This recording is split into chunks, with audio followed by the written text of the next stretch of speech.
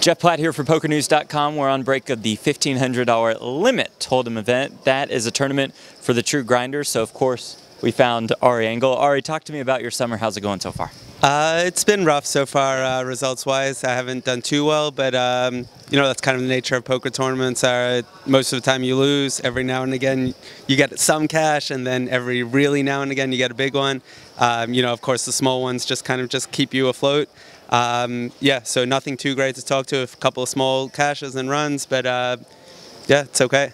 Now, you're somebody who, of course, is used to the emotional swings of tournament variance. I'm sure you've been through some low points to get to the highs that you mentioned. How do you deal with those kind of emotional roller coasters? Well, it's a struggle always.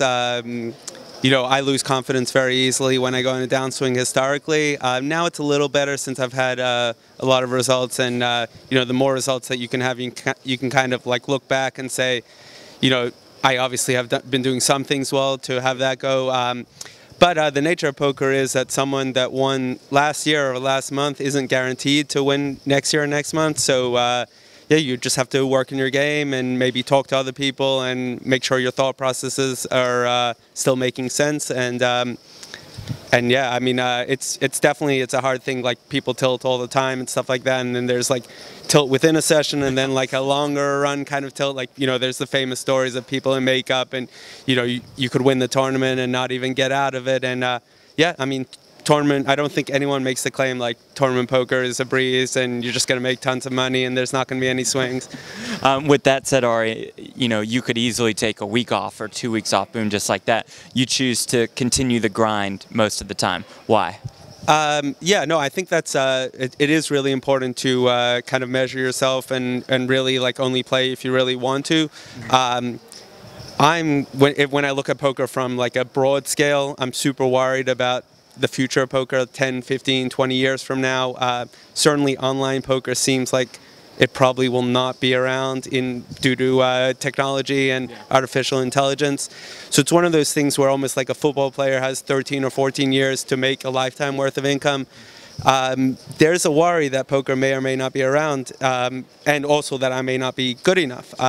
So right now, where I think I have an edge, it's kind of the thing where I'm happy to work a little harder and try and set myself up, because who knows, like, you know, I haven't worked for a long time, and I think it'll be a little hard to take a 20-year break on the resume and come back. So yeah, I'm just trying to pay the bills. Maybe not today, which I could take off, but 20, 30 years from now, yeah.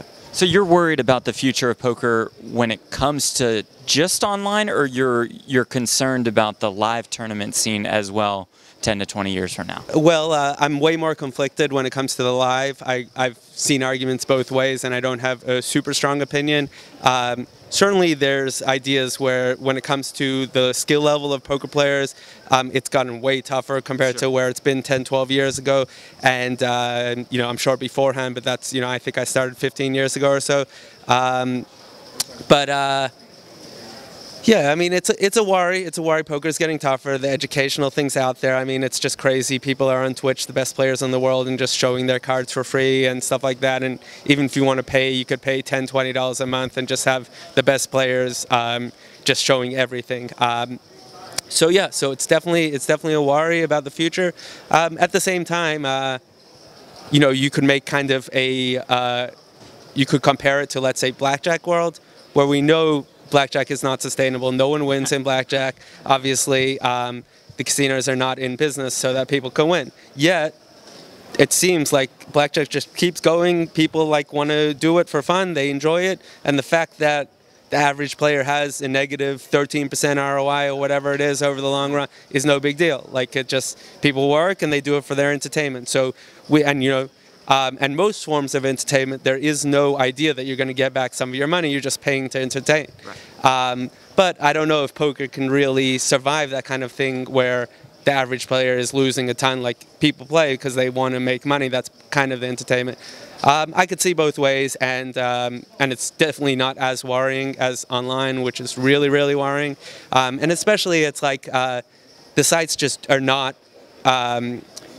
They don't take it seriously enough. I mean, we have the legal side here, and they won't even allow hand histories for players. So it's like things can be going on, and we have to trust them to be on top of the things, and they're just not. No one's on top. You need as broad of a maybe sometimes they'll catch things, maybe sometimes the players will catch, maybe sometimes there's different ways that things can be caught. And finally, Ari, to go off in a totally different direction, tell us a little bit about Seeing Aces. So Seeing Aces is my sponsor. They're based out of Australia, and they make cool poker-related clothing and things like that. And check them out, seeingaces.com. They've brought me a lot of luck. Okay, easy. Thanks for the time. We appreciate it. Thanks a lot. All right, that's Ari Engel. I'm Jeff Platt for PokerNews.com. Perfect. Okay.